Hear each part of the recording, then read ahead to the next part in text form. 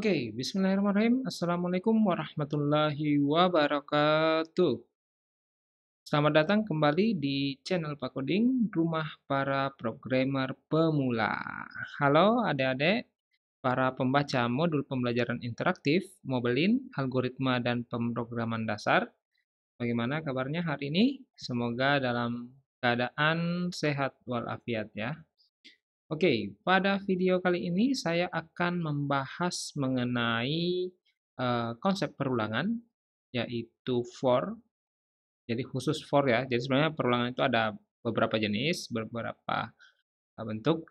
Nah, untuk di video di video ini saya akan membahas mengenai for ya, perulangan dengan struktur for. Oke, eh, hal yang pertama yang perlu kita ketahui terlebih dahulu adalah mengenai apa itu perulangan, ya. Jadi perulangan dalam C++ dikenal juga dengan istilah loop, ya, perulangan. Nah, perulangan merupakan proses pengeksekusian statement atau perintah, ya, statement atau baris perintah secara berulang selama kondisi yang menjadi syaratnya itu terpenuhi. Oke? Jadi, ini adalah proses pengeksekusian perintah yang sama ya, perintah yang sama secara berulang selama suatu kondisi yang menjadi syarat pengeksekusiannya itu terpenuhi. Ya. Nah, ada beberapa jenis perulangan dalam C++, di antaranya itu ada for, while, dan do while. Nah, untuk lebih memahami, saya ingin memberikan contoh analogi seperti ini. Pernah tidak kalian mengalami ini atau mendengar atau melihat teman kalian mengalami hal ini? Misalnya, eee, ada teman kalian yang terlambat, lalu dihukum oleh guru. Hukumannya itu menulis, "Saya berjanji tidak akan mengulangi lagi," atau "Saya berjanji tidak akan terlambat lagi sebanyak 100 kali."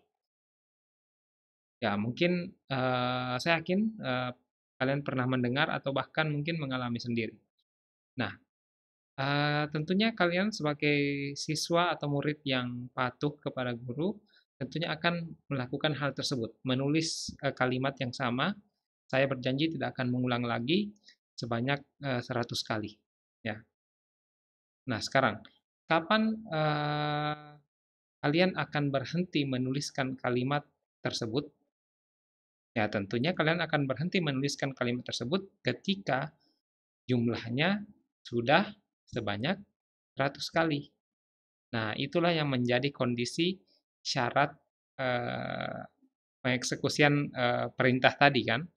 Nah, jika selama syaratnya masih terpenuhi, artinya yang kalian tulis itu masih lebih kecil daripada 100, maka perintah yang sama, yaitu menulis kalimat tersebut, itu dilakukan secara terus-menerus, hingga tercapai kondisi yang tidak lagi memenuhi syarat, yaitu sudah sama dengan 100 kali.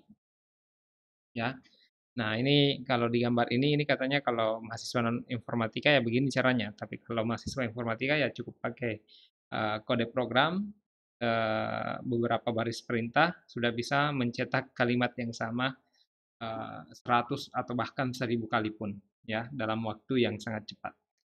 Oke. Nah, pada kasus seperti inilah kita membutuhkan for. Sehingga dengan adanya for kita tidak perlu menuliskan perintah untuk mencetak kalimat yang sama 100 kali juga. Jadi cukup mungkin 5 atau sampai 8 baris perintah saja, itu kita sudah bisa mencetak kalimat yang sama sebanyak 100 kali. Sehingga ini tentunya akan menghemat penggunaan memori, ya tentunya. Dan ini akan sangat bermanfaat. Oke, nah perulangan for, adapun sintaksnya adalah sebagai berikut. Jadi sintaksnya ada keyword for tentunya, kemudian ada bagian di sini yang dalam kurung ini adalah terdapat 3 hal, yaitu bagian inisialisasi nilai, bagian kondisi yang akan mengecek kondisi dengan membandingkan suatu nilai dengan nilai yang diinisialisasikan di sini, dan setelah di sebelahnya ada increment atau decrement, di mana increment atau decrement ini akan diberlakukan terhadap variabel yang dideklarasikan dan diinisialisasikan di bagian ini. Tujuannya apa? Agar tercapai satu kondisi di mana perulangan ini bisa dihentikan. Karena jika tidak, maka perulangannya akan terus berjalan, terus-menerus, ya, tanpa henti. Nah, selama kondisinya bernilai true, maka bagian baris perintah ini akan dieksekusi. Nah, kalau kondisinya sudah false, maka berarti perulangannya akan dihentikan. Jadi prosesnya seperti ini. Jadi diinisialisasi, kondisinya dicek, kemudian dieksekusi, nilai variabel di sini diincrement, lalu kemudian diulang kembali ke atas. Begitu seterusnya hingga nilai yang di sini diinisialisasikan ini sudah tidak memenuhi kondisi ketika diuji di bagian kondisi ini. Nah, untuk lebih jelasnya saya berikan contoh penerapannya, misalnya seperti ini. Saya ingin mencetak string ini contoh perulangan sebanyak 5 kali. Nah, sehingga yang harus saya lakukan adalah ya saya mengetikkan keyword for, lalu di sini saya inisialisasikan sebuah variabel bernama i bertipe integer, saya inisialisasikan dengan nilai 0. Kemudian di sini ada kondisi yang akan dicek ya. Jadi selama i masih lebih kecil daripada 5, maka ini akan bernilai true ya. Kemudian di setiap perulangannya akan dilakukan proses increment terhadap nilai i, yang artinya i++ itu sama saja kalau saya tulis seperti ini. Ini i++ ya. Sama saya kalau saya tulis seperti ini. I sama dengan i ditambah 1. Artinya nilai i itu sama dengan i ditambah 1. Kemudian disimpan kembali di i. Nah, begitu. Nah, sekarang kalau kita lihat di sini 0, berarti nilainya di sini kondisinya bernilai true. Karena bernilai true, maka ini dieksekusi sehingga dicetaklah 1 kali, ya. Kemudian i++, nilai i ditambah 1, jadinya i sekarang adalah berapa? 1. Nah, sekarang lompat ke sini lagi. Apakah 1 masih lebih kecil daripada 5? Masih. True, maka dieksekusi lagi, dicetaklah yang kedua. Ini contoh perulangan. Kemudian ditambahkan lagi nilainya. I sama dengan I ditambah 1 artinya 1 ditambah 1 kan? Jadinya 2. Sekarang nilai I adalah 2. Apakah 2 masih kecil daripada 5? Masih. Berarti bernilai true. Karena bernilai true, ini dieksekusi lagi. Jadi yang ketiga. Oke, kemudian I++. Nah, I++ berarti I ditambah 1. Ya, berarti I ditambah 1 disimpan di I. Artinya 2 ditambah 1 disimpan di I. Jadinya 3. 3 apakah masih lebih kecil daripada 5? Masih, berarti bernilai true. Karena bernilai true, ini dieksekusi. Ya. Oke. Jadinya kita cetak yang keempat. Nah, sekarang kembali lagi ke atas, kembali lagi I++ berarti 3 ditambah 1 jadinya 4. Nah, 4 dicek apakah masih lebih kecil daripada 5? Masih, maka ini bernilai benar. Maka dicetaklah yang kelima. Sekarang I ditambah 1 lagi, jadinya 5. Oke? Nah, apakah 5 masih lebih kecil daripada 5? Jawabannya adalah false. Oke? Karena false, maka ini tidak dieksekusi lagi. Karena tidak dieksekusi lagi dan ini sudah bernilai false, maka proses pengeksekusian keluar dari struktur for. Sehingga diperolehlah output yang tercetak sebanyak, ini contoh perulangan sebanyak 5 kali. Ya. Jadi seperti itu prosesnya. Nah, untuk lebih memahami, berikut saya sajikan flowchart-nya. Ya, jadi di sini I diinisialisasikan dengan 0.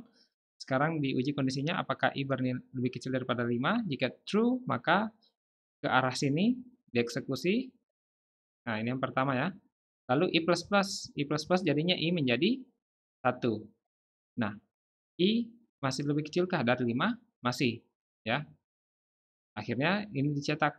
Jadinya yang ini. Sekarang I Setelah ini I plus lagi, jadinya I sama dengan 2. Dicetak lagi, ke sini dicek lagi, apakah 2 masih lebih kecil daripada 5? Ya masih, berarti bernilai true. Karena true, ini dicetak lagi.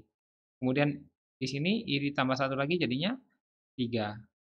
Nah, 3 apakah lebih kecil daripada 5? Masih, berarti bernilai true. Ini dicetak lagi. Ya, berarti dicetak. Ditambah 1 lagi I-nya, setelah dari sini ke sini, tambah satu lagi I-nya, jadinya 4. Nah, 4 dibandingkan lagi di sini, berarti masih bernilai true. Dicetak lagi. Ya. Nah, sekarang I-nya ditambah 1, jadinya 5. Sekarang, 5 apakah masih lebih kecil daripada 5? Jawabannya adalah tidak, berarti false. Maka lewat sini. Artinya keluar dari struktur for. Ya. Oke? Nah, jadi seperti ini ya proses untuk for loop. Nah, selain yang sederhana ini, ada juga istilahnya nested for, artinya for yang bersarang. Di dalam for ada for, seperti itu kira-kira. Nah, ini agak sedikit kompleks, ya. Jadi, ini proses perulangannya adalah dia akan mengulang di luar terlebih dahulu, kemudian jika ini kondisinya bernilai true, maka akan mengeksekusi eee eee, bagian yang di dalam ya, yang ini. Oke. Nah, kalau di sini bernilai true, maka bagian ini akan dieksekusi dan akan berulang terus-menerus hingga kondisinya bernilai false. Nah, jika kondisinya bernilai false, maka akan kembali ke for ini untuk dicek. Nah, jika masih bernilai true, maka kembali lagi ke sini dan diulang beberapa kali hingga bernilai false, lalu kemudian keluar kembali ke sini. Ya. Jadi kalau kita lihat integer I sama dengan 1, I lebih kecil daripada 3, nah, berarti ini bernilai true ya. Karena bernilai true, maka ini dieksekusi. Nah, sekarang J bernilai 1. Apakah J masih lebih kecil daripada 3? Ya, masih. Berarti bernilai true. Karena true, ini dicetak. Oke? Kemudian I++. Nah, artinya J-nya jadi 2. 2 masih lebih kecil daripada 3. Berarti dicetak lagi. Ini ada 2 kan? Kemudian J++ jadinya 3. 3, apakah masih lebih kecil daripada 3? Ternyata tidak. Karena tidak, maka kembali ke for di atas dan I-nya ditambah 1. Jadinya I-nya sekarang jadi 2. 2 apakah masih lebih kecil daripada 3? Masih. Karena masih, kembali lagi masuk ke sini. Diulang lagi J-nya dari 1. Seperti itu ya. Jadi for-nya bersarang. Nah, untuk lebih mempermudah untuk memahami, ini contoh flowchart dari nested for tadi. Jadi pertama I-nya kan dicek ya, diinisialisasi dengan 1. Sekarang dicek apakah I-nya lebih kecil daripada 3. Karena true, maka masuk ke for yang di dalam. Nah, J-nya diinisialisasi dengan 1. Apakah 1 masih lebih kecil daripada 3? Ya true. Karena true, maka lanjut ke sini, ini dieksekusi. Ya. Oke, ini ya. Sehingga akan dicetak ini baris ke I, kolom ke J. Baris ke I itu, baris ke I berarti baris ke 1, kolom ke 1. Karena J-nya sama dengan 1. Lalu kemudian J-nya ditambah 1 jadinya 2. Nah, apakah 2 masih lebih kecil daripada 3? Masih, berarti bernilai true. Karena true, ini dicetak lagi. Ini baris ke I, yaitu 1, dan kolom ke J. J tadi nilainya terakhir berapa? 2, berarti yang dicetak adalah 2. Ini baris ke 1, kolom ke 2. Kemudian J-nya ditambah 1 jadinya 3. Karena 3 tidak lebih kecil daripada 3, maka bernilai false. Karena false, kembali ke sini, I-nya ditambah 1, ya. I-nya ditambah 1 jadinya 2 kan? Ini. Nah, 2 dicek apakah 2 masih lebih kecil daripada 3? Ya masih, maka berarti bernilai true. Karena true, J diinisialisasi lagi dengan 1. Jadinya, masuk di sini dicek lagi, 1 masih lebih kecil daripada 3. Nah, karena bernilai true, maka masuk ke sini. Nah, ya kan? Nah, jadi dicetaklah yang ke ini baris kedua, ke I. I-nya kan 2, kolom ke J, J-nya 1, berarti baris kedua, kolom ke 1. Kemudian setelah itu J ditambah 1 lagi, jadinya 2 kan? Nah, 2 masih lebih kecil daripada 3, berarti bernilai true. Karena true, maka ini dieksekusi. sehingga dicetaklah yang ini. Ini baris kedua, kolom kedua. Dari mana dapat 2? Karena I-nya 2 kan tadi. Nah, J-nya juga 2. Sekarang J++ jadinya 3. 3 sudah tidak lebih kecil daripada 3, berarti false.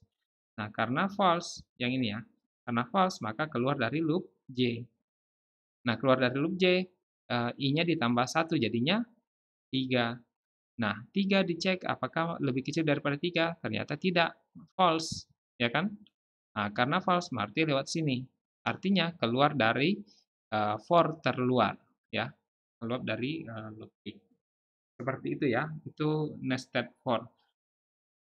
Bisa ini baru 2 lapis, bisa juga tiga for ya. Ada for, di dalam for itu ada for lagi. Bisa jadi seperti itu dan itu lebih kompleks. Nah, itu yang bisa saya jelaskan mengenai perulangan for ini. Semoga adik-adik bisa memahami apa yang saya jelaskan. Jika ada pertanyaan atau ada hal yang kurang dipahami, boleh ditanyakan di kolom komentar. Eh, Ya, terima kasih sudah menyimak video penjelasan saya. Semoga dapat memudahkan adik-adik untuk belajar pemrograman dasar. Terima kasih. Saya akhiri. Wabillahi taufiq wal hidayah. Wassalamualaikum warahmatullahi wabarakatuh.